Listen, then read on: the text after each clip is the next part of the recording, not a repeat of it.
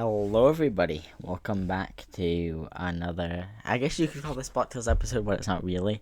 Today, we'll be going over some of the information about the new Block Tales story rewrite for people who are out of the loop, haven't kept up with the game, etc, etc.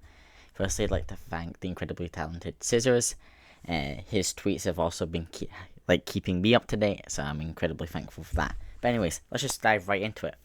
For the pre-prologue changes, David Baszucki will hold the time machine during the RDC convention, and then he gets confronted by the main villain of the game.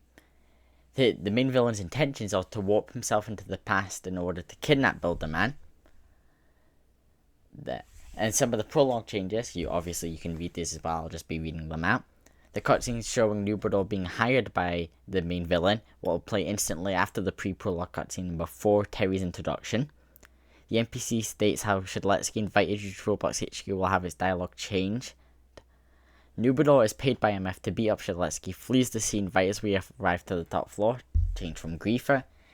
East HQ basement now shows you how big MF broke into the vault and stole the Illumina, no cutscene. Some chapter 1 changes. Cruel King is now the ruler of Blackrock, but Monty is still the mayor. Guards will patrol Mount Blackrock and Roadtown as talkable NPCs. Roadtown citizens will be as curious as what's going on regarding Cruel King, and Cruel King's vision at the end is showing his kingdom abandoned. The end of chapter cutscene showing main villain creating the portal to the base of his Illumina. If we scroll down just to it here, we should also see, this will just be the first 2 chapters. And here are some of the changes to chapter 2. The main villain mentions his name. Shedletsky now mentions the mayor's son in his dialogue. See Griefer's name on a poster. The scenes inside Plainstown Airport talking about Griefer is escaping. All of Griefer's interactions are rewritten.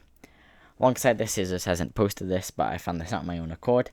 Some things also in chapter 2, Kyoko becomes a much less minor character.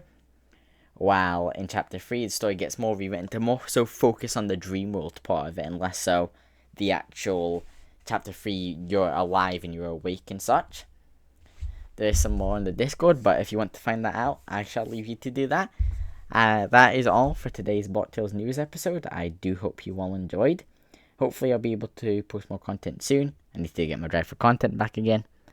I appreciate you guys coming by. Have a wonderful rest of your day. Catch you guys in a bit.